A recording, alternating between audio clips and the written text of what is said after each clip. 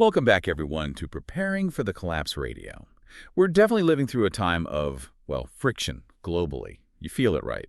Economic jitters, food security worries, environmental stress. Yeah. It's not abstract anymore. It's here. So, as these big old systems start showing their age, maybe cracking a bit, where do you find something solid? Today, we're going to dig into a blueprint for that, resilience. It's drawn from recent writings by Spiritwalker. He's, a pretty significant voice in the self-reliance world. He's pushing this idea of a trade-off, swapping dependence on these shaky systems for real community strength and, frankly, independence. Yeah, it's a compelling idea. We're looking at an article he put out laying out these 7 core components. He calls it Returning to the Roots of Freedom, specifically looking ahead to 2025. And he's really clear. This isn't about, running off to hide in the woods, not isolation. Okay. It's about building. He argues that modern homesteading, it's not about escaping the world we have. It's actually about rebuilding it from the ground up, starting with what really matters for survival. I like that framing. Rebuilding, not retreating. Okay, so if you're rebuilding, you need a foundation. And Spiritwalker says that foundation is literally in the dirt, the soil. Mm-hmm. Which brings us straight to his point 1, agriculture. He actually calls the backyard garden today a revolutionary act. Well, it is, isn't it? It's maybe the most basic act of taking back control. You look at grocery prices, the supply chain chaos, knowing where your food comes from, growing it yourself, that's huge. That's controlling a piece of your own destiny. And Spiritwalker's pushing that this goes way beyond just, having a few tomato plants. People are getting serious, using heirloom seeds so they can save them year after year, building greenhouses to extend the season, and real importantly, getting into regenerative farming. Okay, regenerative. Why that specifically?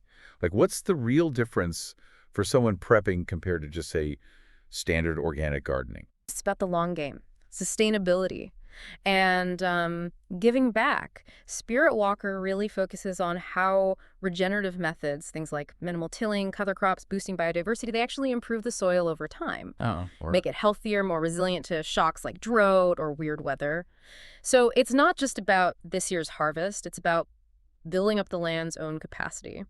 Agriculture then becomes, food for your family, obviously, but also stability, something real you can barter with in your community. It's like currency you can actually eat. That makes sense. A living foundation.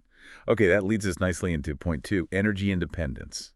So you've got food sorted, now you need power, right? Especially if the grid gets shaky or just keeps getting more expensive. Exactly. And this is where, modern tech meets that old ideal of self-reliance. It used to be that going off-grid was, a pain. Really expensive, noisy generators, messy lead-acid batteries you had to constantly maintain. Right, I remember that. Spiritwalker points out that's totally changed. The big shift is these compact lithium battery banks. They've kind of revolutionized resilience. They're modular. You don't really have to maintain them. They last way longer. Pair those with good 12-volt systems, and maybe some solar panels, or even small wind or hydro if you can. And these hybrid inverters that manage everything smoothly, solar, battery, maybe a small generator for backup. It makes going off-grid not just possible, but actually practical and efficient now. It's moved from fringe to, essential for some. Yeah, he has that line, something like the hum of a solar inverter replacing the drone of the power grid, saying freedom is renewable. That's powerful. But, okay, let's shift gears a bit. We've talked about the physical setup, soil, power.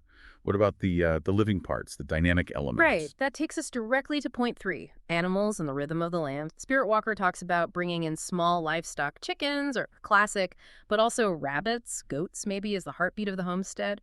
They add this constant, reliable pulse, a flow of resources. It's easy to just think protein, right? Eggs, milk, meat. But he uses that word partnership with the land. What does that actually look like beyond just, getting food from them?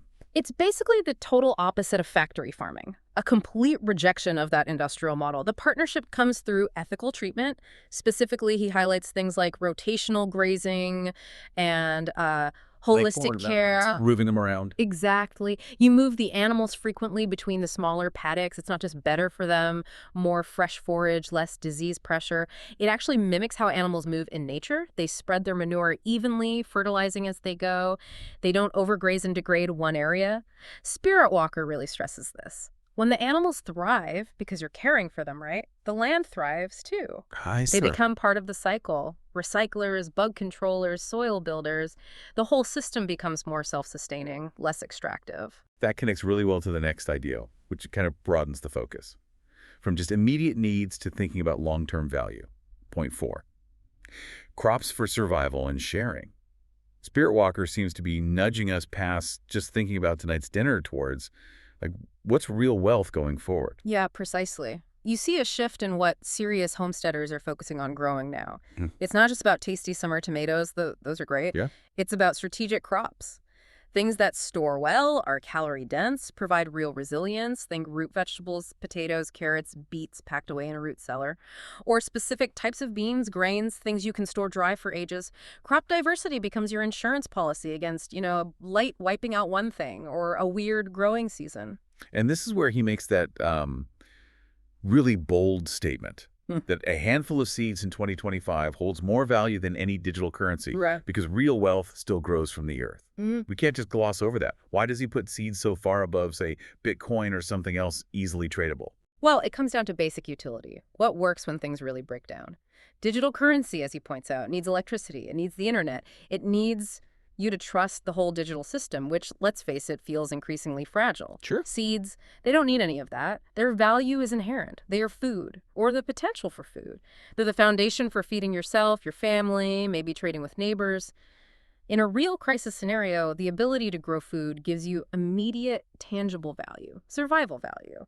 That, he argues, just blows away a number on a digital ledger. And he grounds this in practical knowledge, too, talking about things like knowing your 15 perennial foods for long-term food security, or identifying wild edibles, like he discusses for northern Arizona. It's about real, local, actionable know-how. That really does reframe what wealth means. Okay, so this whole vision, it pretty much requires a shift in where you live, doesn't it?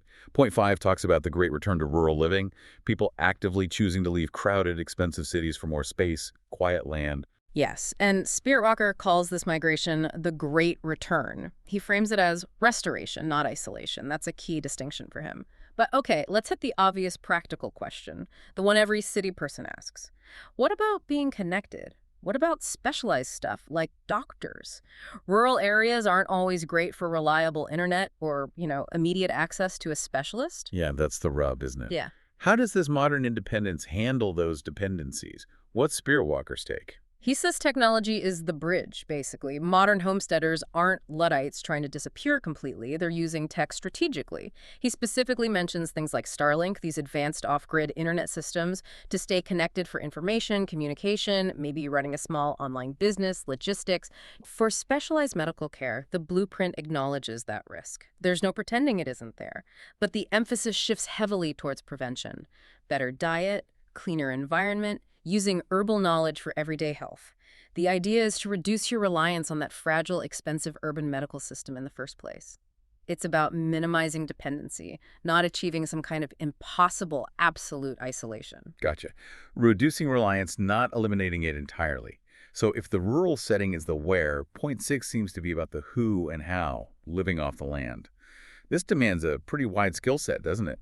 Spiritwalker says the modern homesteader isn't just a farmer. They need to be a builder, a healer, a teacher, all in one. Oh, absolutely. It's a huge shift, mentally and practically.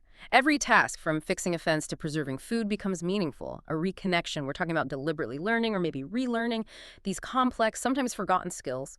Properly canning and drying food to last months, not just weeks. Designing and setting up rainwater harvesting systems. Knowing basic repairs, maybe even mending clothes instead of just buying new. And yeah, crucially, understanding preventative health through herbs and natural remedies. When you say medicine from herbs, how deep does he go with that? What's he suggesting? He focuses a lot on practical ancestral knowledge, the kind of stuff your grandparents might have known. The article mentions topics like from fire cider to tinctures, ancestral remedies that still work. It's not about replacing emergency medicine, obviously. It's about handling everyday stuff, boosting immunity, dealing with common colds, minor aches and pains, using what the land provides. He sees this whole package of self-sufficiency not as a burden, but as a blueprint for survival and peace. Because the less you need from outside systems, the less anxiety they can cause you. Okay, I can see how all these pieces fit together now. And it seems like they all culminate in the final point, the sort of core philosophy behind it all. Point 7, a simpler, sustainable life. This whole blueprint, it doesn't seem geared towards getting rich in the conventional sense or having tons of stuff. It's about finding balance, meaningful work, That really is the heart of it, yeah. That's Spiritwalker's core message. This whole pursuit of independence, it's about finding equilibrium, not endless accumulation. The actual work involved the physical labor of growing food, building things, harvesting it, feels meaningful in a way a lot of modern jobs maybe don't. Hmm. Life slows down, you're more connected to natural cycles, and the reward isn't just material, it's emotional, profound even. So the big realization is that maybe freedom isn't having infinite choices, but needing less. Minimal need. Exactly. He puts it very simply. Simplicity is the highest form of wealth. That's the philosophical anchor. And Spirit Walker wraps it up by saying this whole movement, homesteading in 2025, it isn't about going backward. It's about going home, returning to fundamental skills, fundamental values. He presents it as really the only truly sustainable way forward. Wow, that's a really comprehensive vision, a powerful framework for finding real freedom, real resilience, especially now when things feel so uncertain. We've touched on everything from, why dirt matters to regenerative farming to energy independence, even this radical idea about seeds being true wealth. Now, look, if this detailed blueprint from Spirit Walker is hitting home for you, if you're feeling that pull to move beyond just basic prepping and towards genuine self-reliance, we want to make sure you know where to find the deeper guidance. Spirit Walker has packed all this essential knowledge, including a lot of the step-by-step how-to for the skills we talked about, into his Preparing for the Collapse book series. So if you're ready to really dig into these practical skills, build that foundation, the whole series is actually available right now. We'll put a direct link for you right there in the description of this program. Easy to find. Yeah, and if you zoom out for a second, Spirit Walker's message is pretty clear. The old systems might be shaky, but the potential for something new is there. The soil's ready. The world's kind of waiting for people willing to, as he puts it, plant hope again. So maybe the ultimate question for you listening right now is this. If 2025 really is a turning point, a chance to find freedom in simplicity, what's the one big dependency in your life? Maybe it's food, maybe energy, maybe learning a core skill that you could commit to replacing starting today. Even just one thing. That single step could be the start of your own great return. That's a great challenge to leave folks with. Excellent stuff. Thanks, everyone, for tuning in to Preparing for the Collapse Radio. We appreciate you being here. We'll talk to you next time.